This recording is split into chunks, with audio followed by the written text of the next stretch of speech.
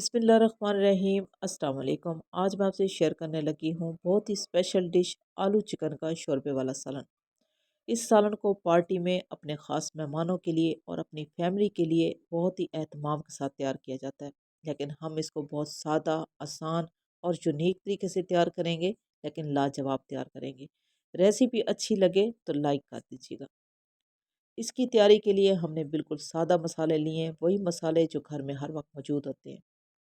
इसी के साथ ही 2 बड़े साइज़ के टमाटर, 1 बड़े साइज़ का प्याज, 2 से 3 आलू, 1 गड्डी लहसुन की, 1 पीस हमने अदरक का लिया है और चंद हरी मिर्चें ली हैं। इधर हमने लिया है 1 किलो चिकन। चिकन को हमने बहुत ही अच्छी तरह से धो लिया है और पानी को खुश्क कर लिया।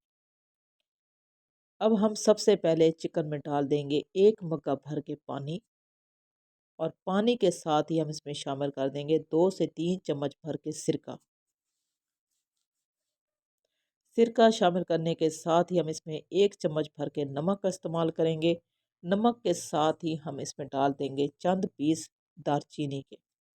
इसी के साथ ही हम 1 चम्मच भर के कसूरी मेथी को शामिल करेंगे और चम्मच से तमाम चीज़ों को अच्छे से मिक्स कर देंगे। चिकन में हमने तमाम चीज़ों को बहुत ही अच्छी तरह से मिक्स कर दिया है। अब हम ढक्कन लगाएंगे और चिकन को थोड़ी देर के लिए छोड़ देंगे।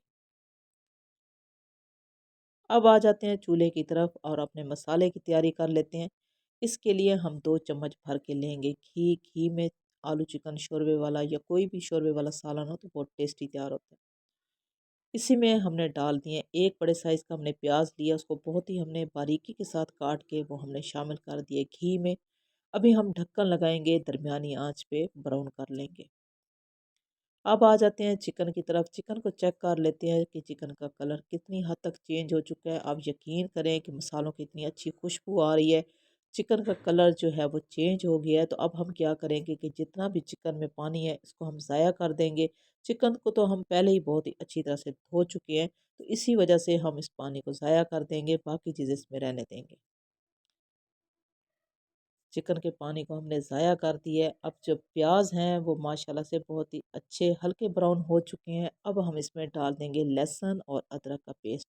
अब लहसुन और अदरक का पेस्ट जो है वो हमने 1 गड्डी लहसुन की ली है, और इसी के साथ ही 1 पीस जो है हमने अदरक का लिया है, वो हमने शामिल कर दिया है। अब अदरक और लहसुन को दरमियानी आंच पे इन्हीं प्याज़ों के साथ फ्राई कर लेंगे।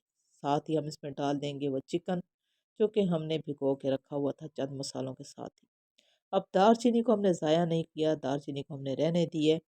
और अब हम इसमें डालने लगे हैं कुछ खुश्क मसाले, जिसमें है हल्दी पाउडर 1 चम्मच भर के, 1 चम्मच भर के सूखा धनिया पाउडर, और 2 से 3 चम्मच भर के हमने लाल मिर्चों का पाउडर लिया है।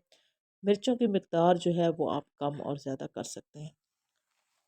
दरमियानी आंच पे हमने खुश्क मसालों को चिकन के साथ अच्छे से फ्राई कर लिया है और ढक्कन लगा दिया है।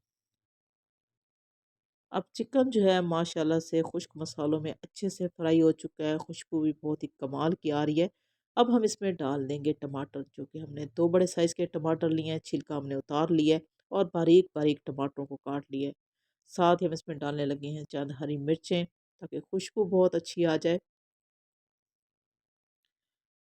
टमाटर डालने के साथ ही फ़ौरन से ही हम इसमें आलू का इस्तेमाल करेंगे। आलू का इस्तेमाल आप कम और ज़्यादा कर सकते हैं। अब आलूओं को चिकन के साथ और टमाटर के साथ अच्छे से भून लेंगे। जो ही हम आलूओं को भूनेंगे तो आप देखिएगा कि जो टमाटर हैं वो फ़ौरन से ही सॉफ्ट हो जाएंगे। थोड़ी देर के लिए हमने ढक्कन लगाया था। अब टमाटर जो है मुकम्मल तौर पे सॉफ्ट हो चुके हैं, मसाला कमाल का तैयार हो चुका है और खुशबू भी बहुत ही ज़बरदस्त किस्म की आ रही है।